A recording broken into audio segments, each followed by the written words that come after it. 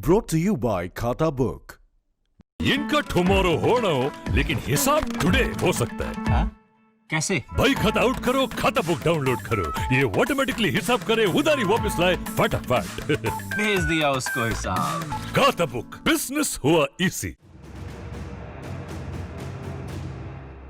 भारत पैंगोंग झील में अपनी पेट्रोलिंग क्षमता बढ़ाने जा रहा है। सुरक्षा सूत्रों का कहना है कि विशेष क्षमताओं वाली 2 दर्जन स्वदेशी बोट्स जल्दी ही 14,000 फीट की ऊंचाई पर पैंगोंग झील तक पहुंच जाएंगी। ये बोट्स एंटी रैमिंग क्षमताओं से लैस होंगी और इनमें ज्यादा सैनिकों को ढोने की क्षमता होगी। दरअसल भारतीय सेना फिलहाल पेट्रोलिंग बोट्स का इस्तेमाल करती है, लेकिन ये चीन द्वारा इस्तेमाल की जाने वाली नौकाओं की क्षमता और ताकत का मुकाबला करने के लिए नाकाफी हैं।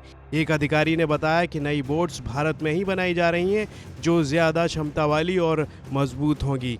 सूत्रों ने कहा कि सेना की नई ज़रूरतों के बारे में भारतीय नौसेना से सलाह ली गई थी। इस क्षेत्र में भारतीय और चीनी सैनिकों के बीच झड़पों के बाद मौजूदा गतिरोध के बीच बोट्स की क्षमता बढ़ाने की ज़रूरत महसूस की गई।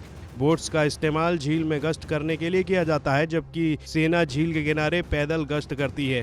तेज टक्कर सहने की क्षमता के अलावा ऐसी नावों की ज़रूरत थी जिनमें ज़्यादा सैनिकों को पेट्रोलिंग पर भेजा जा सके।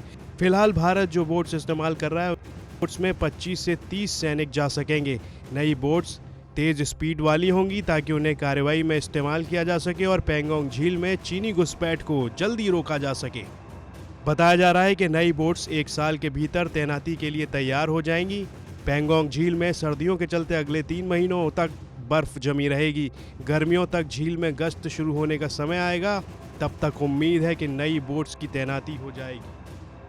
भारतीय और चीनी सैनिकों के बीच झड़प और पूर्वी लद्दाख में वास्तविक नियंत्रण रेखा के पार जारी गतिरोध के मद्देनजर पैंगोंग झील में गश्त के लिए इस्तेमाल की जाने वाली नावों को अपग्रेड करने की जरूरत महसूस की जा रही थी। चीनी घुसपैठ बढ़ने के कारण पैंगोंग झील में और झील के किनारे सैनिकों के बीच टकराव शुरू हुआ था।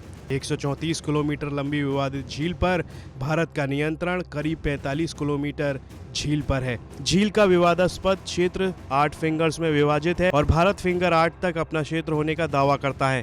क्षेत्र की पहचान करने के तौर पर झील में ऊंची उठी हुई पहाड़ियों को सेना की भाषा में फिंगर्स कहा जाता है। दोनों सेनाओं का आमना सामना तब होता है जब भारतीय पेट्रोलिंग टीम फिंगर 4 से आगे निकल जाती है या चीनी सैनिक अतिक्रमण करके फिंगर 2 तक आने की कोशिश करते हैं। भारत और चीन लद्दाख क्षेत्र में 7 महीने से चल रहे तनाव में उलझे हैं। दोनों पक्षों ने काफ़ी संख्या में सैनिक, तोपें, टैंक और बख्तरबंद वाहनों की भारी तैनाती की है।